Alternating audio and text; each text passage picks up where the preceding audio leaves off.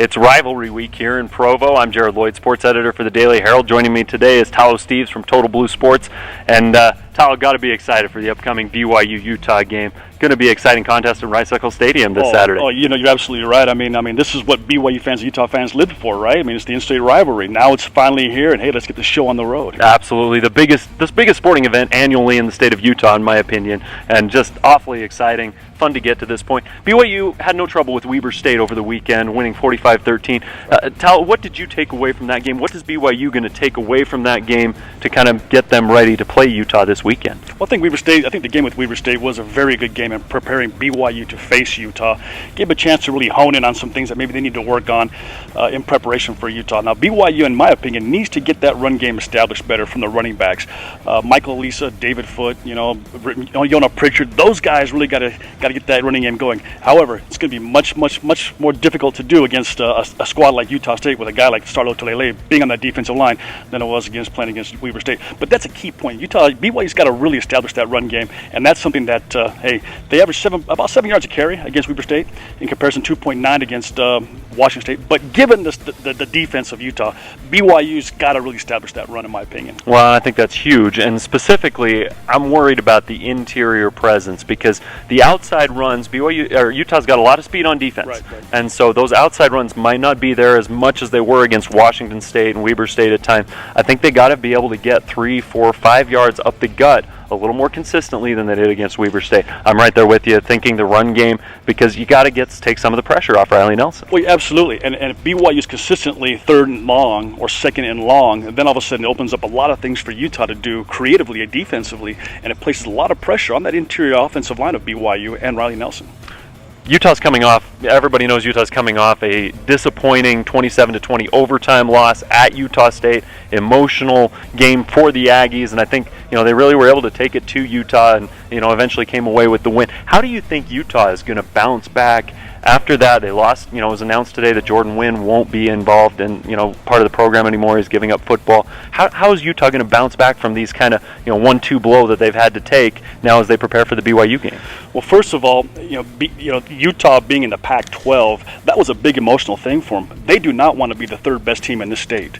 So, given the fact that they had lost to Utah State, they want to come back and throw all the book at BYU and the kitchen sink and the refrigerator, everything. They want to bring everything. So they're not going to hold anything back against BYU. They can't.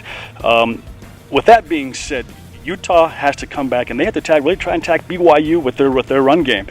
Utah has been a run-centered run game, a run-centered offensive performance. So that's what they want to do. And so it'll be a challenge, given that BYU's defense is probably one of the best defenses since, 06, 07? So it's going to be a very challenge, given the fact that they have a brand new quarterback coming in. Hey, he played some games last year, but given the fact that he's coming in here, Utah is going to be at a little bit of disadvantage trying to accomplish some of those goals. We'll see if they can attack BYU in the edges. If that's the case or not, we won't. We'll see if they're successful or not. But in my opinion, Utah's got to attack the edges and try to get that run game going against BYU's tough defense. Tall order for everybody.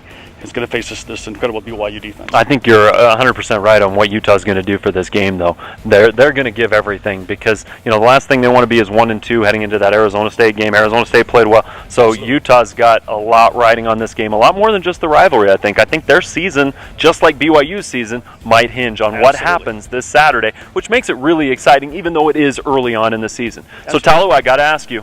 All right. Give me 3 keys. What are the 3 keys for victory for BYU this weekend? What does BYU have to do to go into Salt Lake City and beat the Utes? Well, all we need to do is just take a look at last game.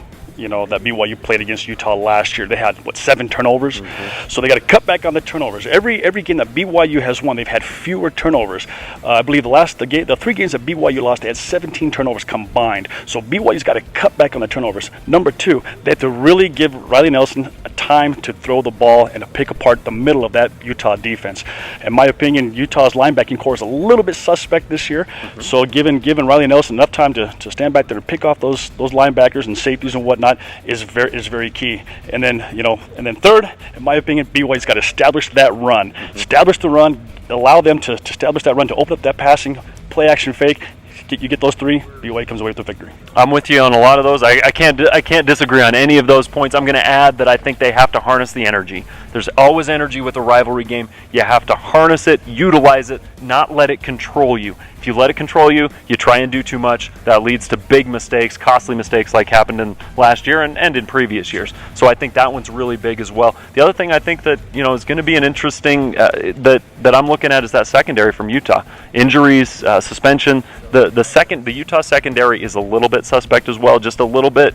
They're not at 100% heading into this game. So if, like you said, if Riley Nelson gets time to throw the football, he's probably going to have some guys open. He just needs to be accurate, not throw the ball into the third row of the stands, not throw the ball to the other team. He's able to do that. BYU's got a pretty good chance. Should be exciting at Rice-Eccles Stadium. Talo Steves, thanks for joining me. Total Blue Sports here with me today. Jared Lloyd of the Daily Herald. I'll be back with Jason Franchuk at the game at Rice-Eccles Stadium Saturday night, 8 p.m. Always exciting when BYU and Utah take the field.